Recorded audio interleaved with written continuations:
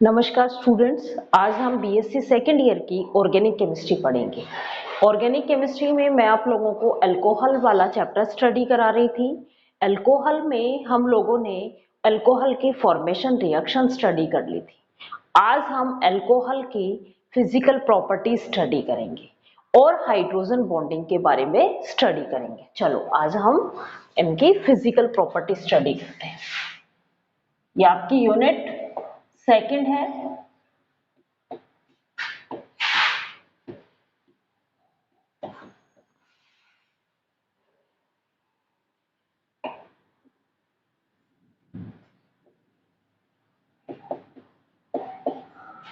Alcohol वाला chapter,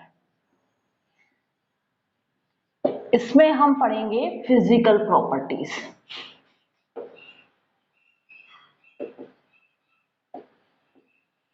properties of alcohol. देखो आप, फर्स्ट पॉइंट, C1 से लेके C11 तक के कार्बन के जो अल्कोहल हैं, वो अल्कोहल कैसे होते हैं? कलरलेस होते हैं। आप लोगों को लेबोरेटरीज में नॉर्मली जो अल्कोहल दिया जाता है वो C1 से C5 तक के अल्कोहल दिए जाते हैं। वो कैसे आते हैं? कलरलेस आते हैं। उसके बाद एक स्पेसिफिक ऑर्डर होता है इनका।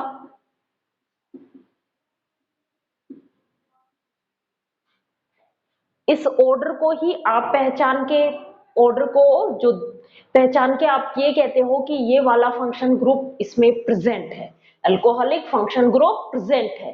तो ये इनकी क्या होती है? स्पेसिफिक ऑर्डर होता है। इनका जो टेस्ट है वो श्योर टेस्ट होता है, कड़वा टेस्ट होता है।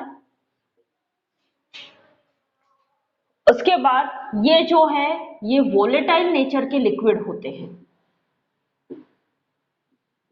वोलेटाइल नेचर के लिक्विड होते हैं, वोलेटाइल लिक्विड होते हैं कि जब आप इनको ओपन में छोड़ दोगे, वोलेटाइल लिक्विड का मतलब क्या है? जब हम इनको ओपन में छोड़ देते हैं, मीन्स इनका जो बॉइलिंग पॉइंट है वो बहुत ही कम होता है, रूम टेम्परेचर के आसपास ही होता है।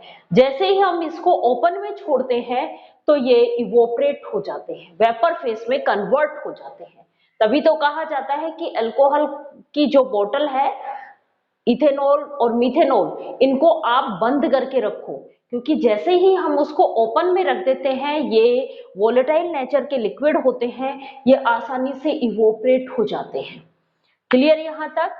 अब आता है कि जैसे जैसे ये अल्कोहल में कार्बन चेन इंक्रीज होती जाती है तो इनका जो ऑर्डर है वो भी डिक्रीज हो जाएगा और इनका जो कड़वेपन का जो टेस्ट है वो भी डिक्रीज हो जाएगा।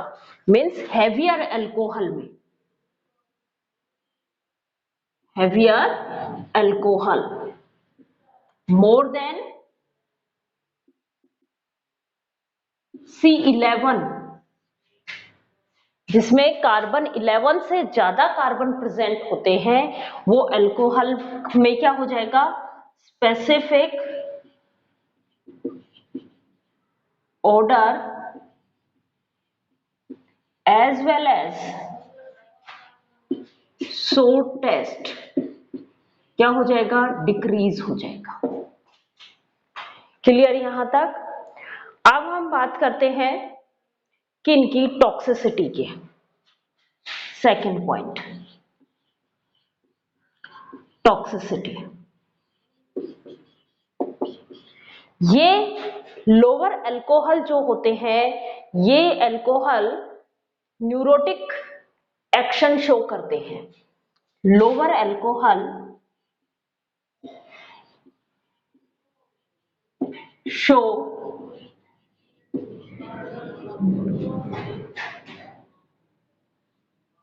Neurotic action. मीथेनॉल होती है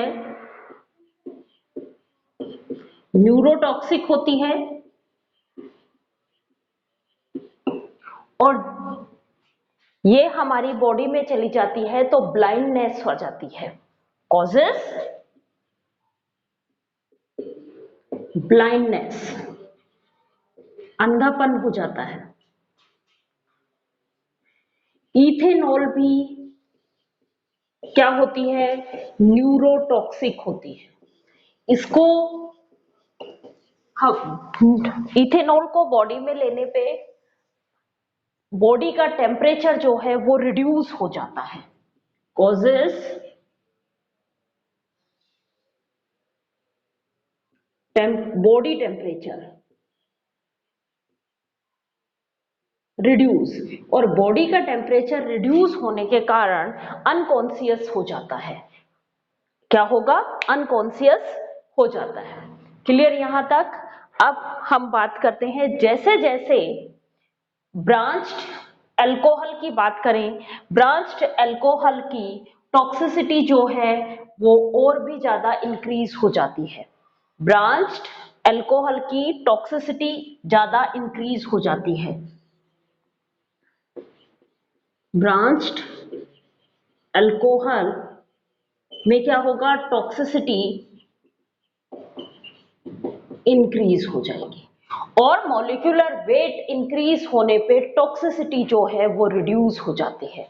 मॉलिक्यूलर वेट इंक्रीज होने पे या हैवियर अल्कोहल का टॉक्सिसिटी क्या होगी, रिड्यूस हो जाएगी, कम हो जाएगी। जैसे जैसे मॉलिक्यूलर वेट बढ़ता जाएगा, इनकी टॉक्सिसिटी जो है वो कम होती हुई चली जाएगी। अब हम बात करते हैं इनके मेल्टिंग पॉइंट की।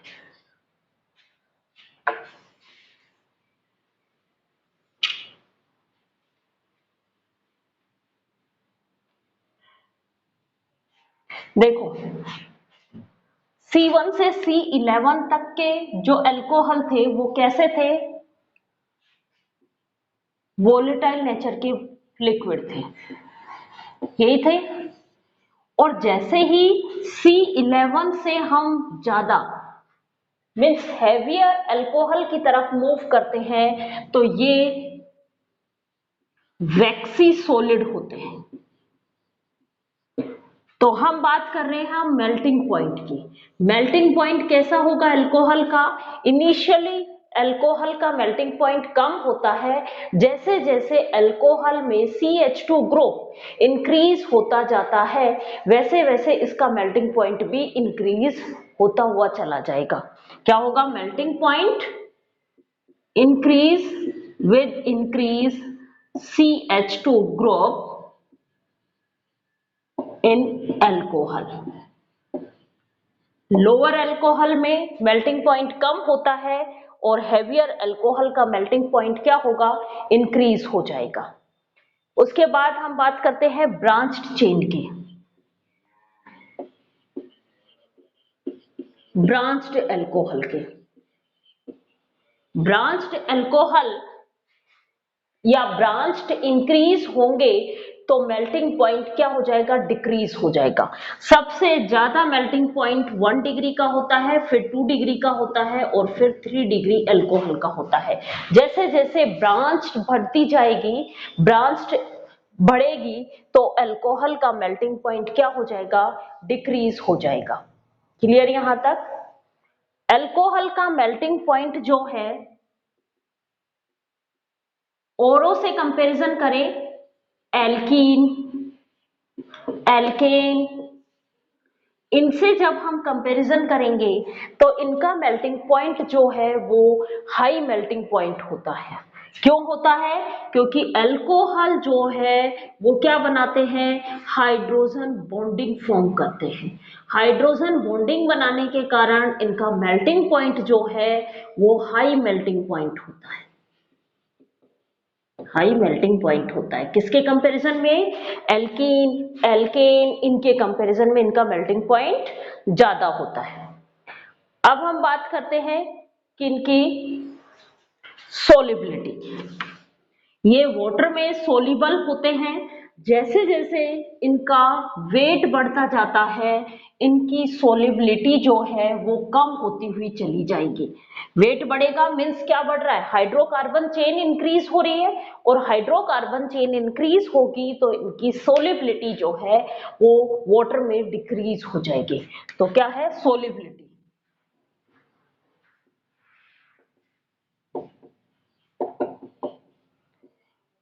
अल्कोहल वाटर में सोल्यूबल होते हैं,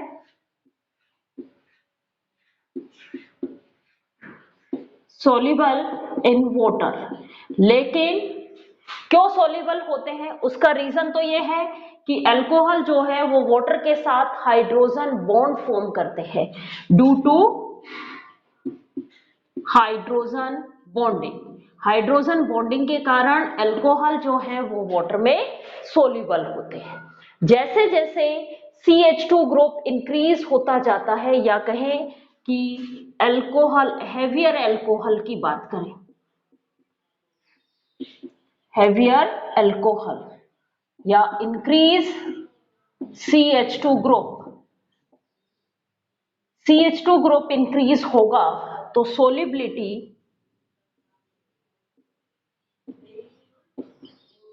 इन वाटर क्या हो जाएगी, डिक्रीज हो जाएगी, क्योंकि हाइड्रोकार्बन्स जो है वो वाटर को रिपेल कर रहे हैं। जो हाइड्रोकार्बन चेन है वो क्या करती है, ड्यू टू रिपेल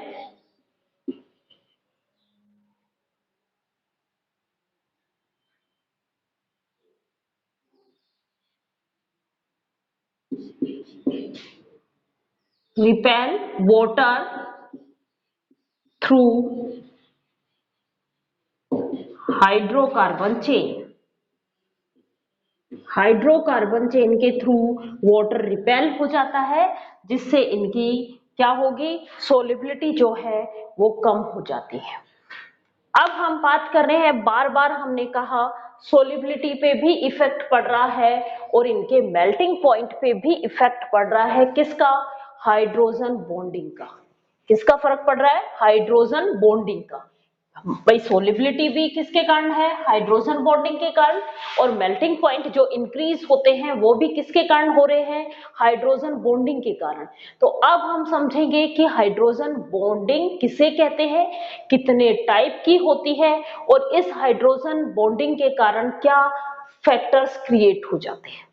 चलो अब हम स्टडी करते हैं हाइड्रोजन बॉन्डिंग के बारे में।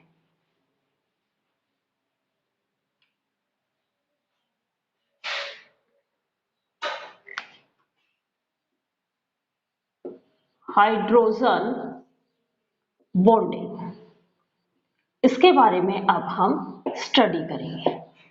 देखो, जब हाइड्रोजन किसी मोर इलेक्ट्रोनेगेटिव एटम जैसे नाइट्रोजन, ऑक्सीजन या फ्लोरीन, इनके साथ अटैच होता है, कौन से बॉन्ड से, कोवलेंट बॉन्ड से। जब hydrogen more electronegative atom nitrogen, oxygen या फ्लोरीन, इन मोर इलेक्ट्रोनेगेटिव एटम के साथ अटैच होता है, कौन से बॉन्ड से, कोवलेंट बॉन्ड से। तो ये कोवलेंट बॉन्ड कैसा हो जाता है, पोलर हो जाता है। ये कोवलेंट बॉन्ड कैसा हो जाएगा, पोलर हो जाएगा, और जो शेयरिंग इलेक्ट्रॉन्स हैं वो मोर इलेक्ट्रोनेगेटिव एटम की तरफ मूव कर जाएंगे।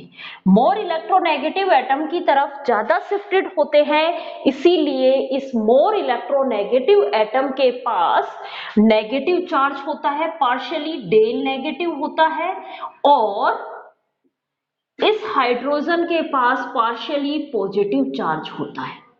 जब ये इस तरीके के बॉन्ड जब किसी वापस मोर इलेक्ट्रोनेगेटिव एटम के कांटेक्ट में जाते हैं तो हाइड्रोजन पार्शियली पॉजिटिव चार्ज होता है, इसीलिए ये हाइड्रोजन वीक इलेक्ट्रोस्टैटिक फोर्स से उस मोर इलेक्ट्रोनेगेटिव एटम के साथ अट्रैक्ट हो जाता है।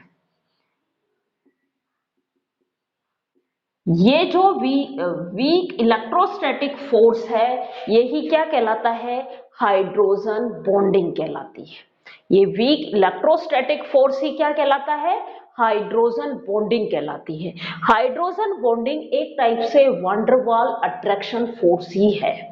इस अट्रैक्शन फोर्स की जो एनर्जी होती है हाइड्रोजन बॉन्डिंग की, वो 3 से 10 किलो कैलोरी पर मोल होगी। इस इलेक्ट्रोस्टैटिक अट्रैक्शन फोर्स की जो एनर्जी है वो 3 से 10 किलो कैलोरी पर मोल होगी, तो ही हम इसको क्या कहेंगे, हाइड्रोजन बॉन्डिंग कहेंगे। अगर इससे कम हुई तो हम इसको हाइड्रोजन बॉन्डिंग नहीं कहेंगे। इसीलिए मैंने क्या नाम लिया, नाइट्रोजन, ऑक्सीजन, फ्लोरीन और ज्यादा से ज्यादा क्लोरीन। यही ऐसे एटम्स हैं जिनसे हाइड्रोजन अटैच होने पे हाइड्रोजन बॉन्डिंग होती है। क्लियर यहां तक? तो हाइड्रोजन बॉन्डेड को हम डॉटेड लाइन से दिखाते हैं और इसको हम डेफिनेशन क्या कहेंगे हाइड्रोजन बॉन्डिंग की। डेफिनेशन देखो, the electrostatic force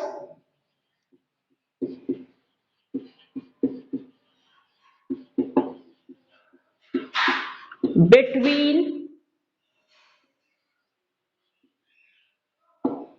hydrogen, bracket में लिख रही हूं, attached with more electronegative atom and electrostatic force between hydrogen and more electronegative atom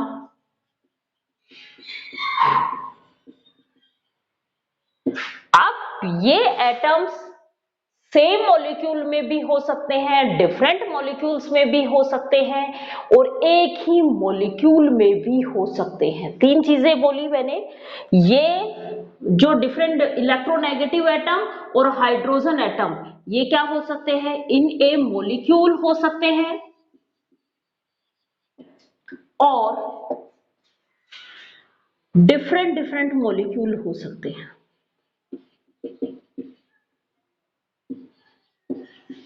एक ही मॉलिक्यूल में प्रेजेंट हो सकते हैं और अलग अलग मॉलिक्यूल में भी प्रेजेंट हो सकते हैं। अब हम इसी के आधार पे हाइड्रोजन बॉन्डिंग को दो टाइप में क्लासिफाइड किया गया। क्या कहा मैंने, इलेक्ट्रोस्टैटिक फोर्स किस किस के बीच में, हाइड्रोजन और मोर इलेक्ट्रोनेगेटिव एटम के बीच जो इलेक्ट्रोस्टैटिक फोर्स होता है वही क्या होता है, हाइड्रोजन बॉन्डिंग कहलाती है। ये hydrogen bonding weak van der Waals force ही होता है। इसकी जो एनर्जी होती है वो 3 से 10 किलो कैलोरी पर मोल के बीच में होती है। अब हम बात करते हैं टाइप्स ऑफ हाइड्रोजन बॉन्डिंग। दो टाइप की होती है, एक ही मॉलिक्यूल में हो सकती है और अलग अलग मॉलिक्यूल में भी हो सकती है। तो हाइड्रोजन बॉन्डिंग के अब हम पढ़ रहे हैं types. Types of hydrogen bonding.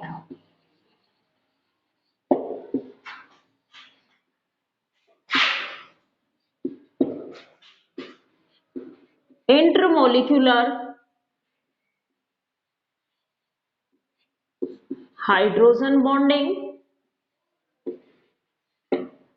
और intramolecular molecular hydrogen bonding. Intermolecular means दो अलग अलग मॉलिक्यूल के बीच में जो हाइड्रोजन बॉन्डिंग फॉर्म होती है वो क्या कहलाती है, इंटरमोलिक्यूलर हाइड्रोजन बॉन्डिंग। दो डिफरेंट डिफरेंट मॉलिक्यूल्स के बीच जो हाइड्रोजन बॉन्डिंग फॉर्म होती है वो कहलाती है इंटरमोलिक्यूलर हाइड्रोजन बॉन्डिंग। तो क्या डेफिनेशन हो गई, हाइड्रोजन बॉन्डिंग फॉर्म्ड बिटवीन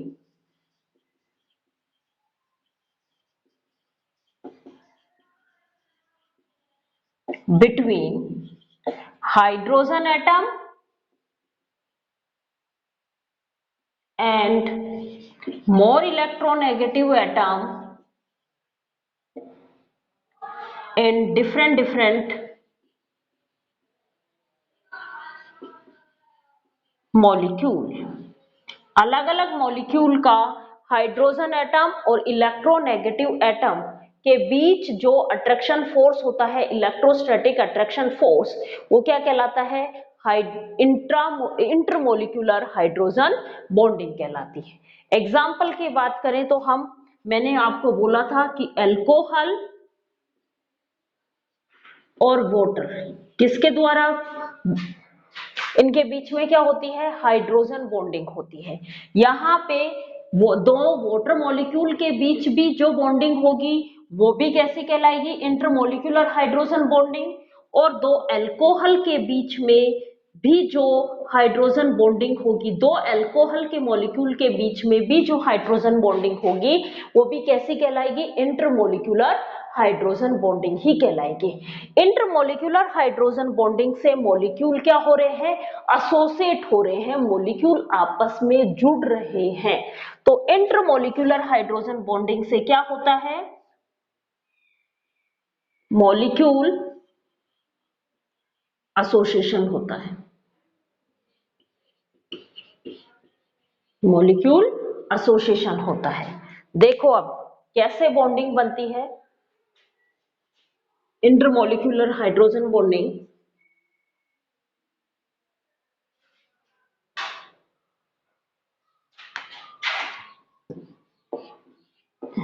ये वाटर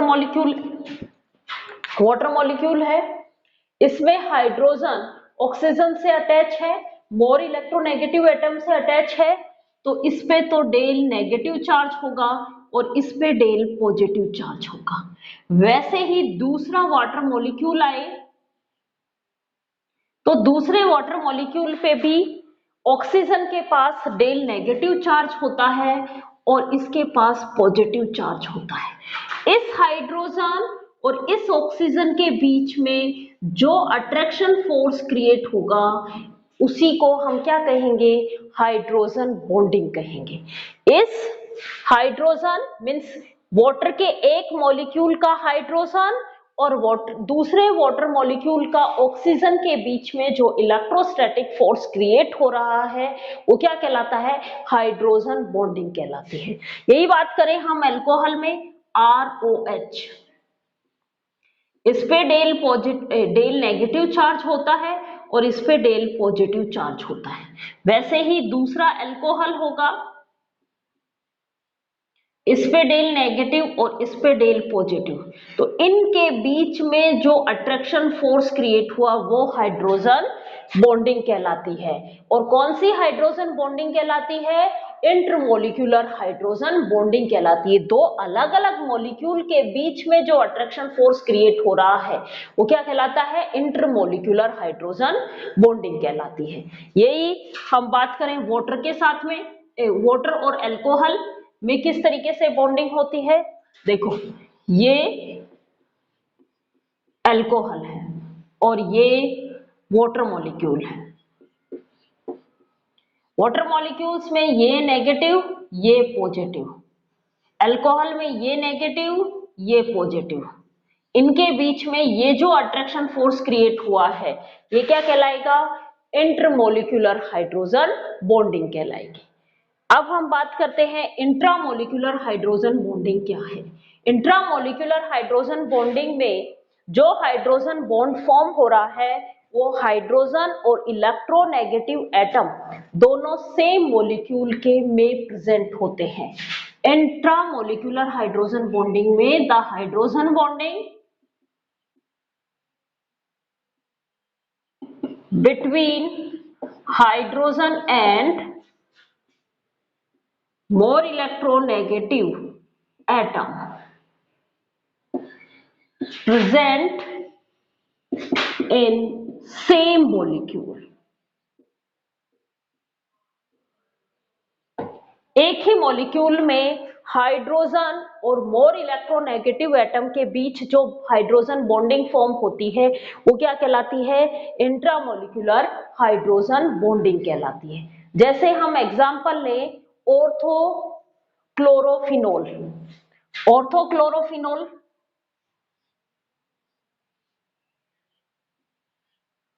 ऑर्थो पोजीशंस पे Cl ग्रुप जुड़ा हुआ है। देखो यहां पे ये जो ऑक्सीजन है मोर इलेक्ट्रोनेगेटिव एटम है। ऑक्सीजन और कार्बन, ऑक्सीजन और हाइड्रोजन दोनों कोवलेंट बॉन्ड से बॉन्डेड है, तो बॉन्ड के इलेक्ट्रॉन शिफ्टिंग किसकी तरफ होगी? ऑक्सीजन की तरफ। तो ऑक्सीजन पे डेल नेगेटिव चार्ज होगा और इस हाइड्रोजन पे डेल पॉजिटिव चार्ज होगा।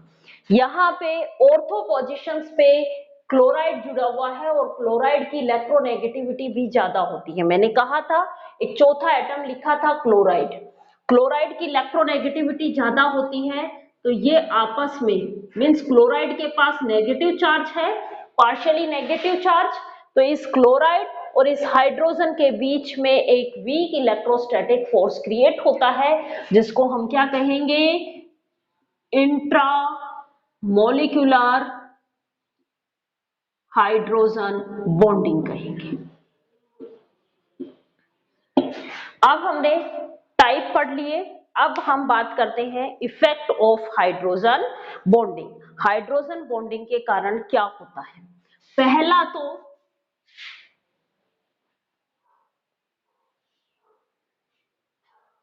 बात कर रहे हैं effect of hydrogen bonding.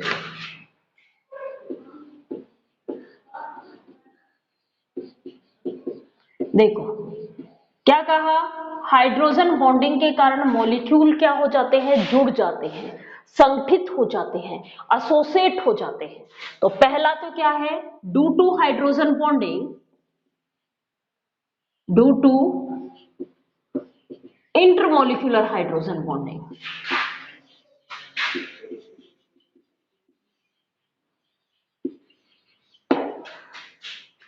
Molecule associated, molecules क्या हो जाते हैं? संगठित हो जाते हैं, एसोसिएट हो जाते हैं। क्लियर? पहला तो। दूसरा, जब ये मॉलिक्यूल एसोसिएट हो जाते हैं तो इन मॉलिक्यूल्स के बीच इंटर अट्रैक्शन फोर्स बढ़ जाता है, जिससे इनके मेल्टिंग पॉइंट क्या हो जाते हैं? इंक्रीज हो जाते हैं। इस मॉलिक्यूल एसोसिएशन के कारण इनके मेल्टिंग पॉइंट क्या हो जाते हैं? इंक्रीज हो जाते हैं, क्योंकि मॉलिक्यूल आपस में जुड़ जाते हैं और इस जो ये इंटरमॉलिक्यूलर हाइड्रोजन बॉन्डिंग फॉर्म हुई है, इस इंटरमॉलिक्यूलर हाइड्रोजन बॉन्डिंग को तोड़ने के लिए भी एनर्जी की रिक्वायरमेंट होगी। और वो एनर्जी कितनी है? आपको बताया था 3 से लेके 10 किलो कैलोरी पर मोल के इक्वल होती है। तो ये जो एनर्जी होती है, इतनी एनर्जी तो हमें इसके मेल्टिंग पॉइंट से एक्स्ट्रा एनर्जी देनी पड़ेगी, क्योंकि मॉलिक्यूल कैसे हो गए? एसोसिएट हो गए, इसीलिए इनके मेल्टिंग पॉइंट क्या हो जाते हैं? इंक्रीज हो जाते हैं। क्लियर यहां तक? दूसरी बात, जब सॉल्वेंट और सोल्यूट के बीच में हाइड्रोजन बॉन्डिंग फॉर्म हो जाती है, एक वीक इलेक्ट्रोस्टैटिक फोर्स क्रिएट हो जाता है, तो इसकी सोलिबिलिटी बढ़ जाती है। Due to intermolecular hydrogen bonding between solute and solvent। Solute और सोलवेंट के बीच हाइड्रोजन बॉन्डिंग होने के कारण क्या होगा? सॉलिबिलिटी इंक्रीज हो जाएगी, सॉलिबिलिटी इंक्रीज हो जाएगी। ये थे इसके हाइड्रोजन बॉन्डिंग के इफेक्ट्स। अब हम नेक्स्ट क्लास में जो हम पढ़ेंगे वो पढ़ेंगे इनके अल्कोहल का एसिडिक नेचर के ऊपर स्टडी करेंगे। एसिडिक नेचर वाली जो रिएक्शंस है सारी एसिडिक नेचर का मतलब जहां से H+ आयन बाहर रिमूव हो रहा है। एसिड और बेस हमने पढ़ा था, और आर्हेनियस थ्योरी क्या कहती है कि वो जो H+ आयन रिमूव करता है एसिड कहलाता है और जो OH- आयन रिमूव करता है बेस कहलाता है। तो यहाँ पे हम इसके एसिडिक नेचर की जितनी भी रिएक्शंस हैं नेक्स्ट वीडियो लेक्चर्स में हम वो स्टडी करेंगे। Thank you students.